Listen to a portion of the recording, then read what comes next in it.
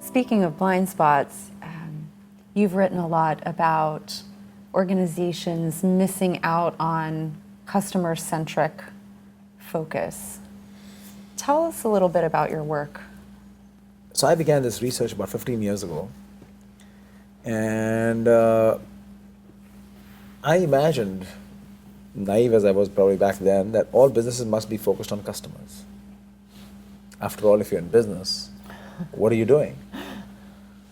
And it was surprising for me to hear how many companies I talked to where they said, no, professor, we're too busy. We have so much stuff going on, we don't really have time for customers.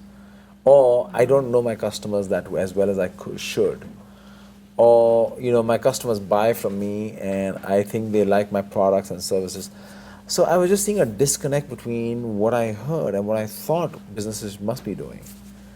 And at the same time, there was this kind of movement of companies trying to become more customer-centric. We have the new mantra, buzzword of the flavor of the season. And so when I would encounter companies saying, oh, we have a huge initiative to become more customer-centric, and I would push back and saying, well, wait a minute, if what were you doing before? Right. If you want to become more customer-centric, what were you doing? What were you centric on before that? And I came to realize the disconnect was both strategic, in that people really had a focus on technology or products or employees or silos. And customers were kind of a second order thing. Wow. I make it, they will take it.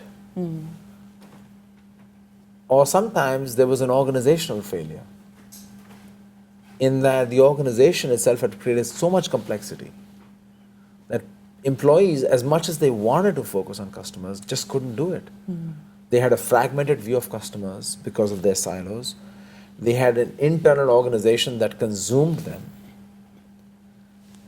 And ultimately, suddenly it became this realization that fundamentally there was a disconnect, that they didn't believe that customers were the most important stakeholder to them in any way.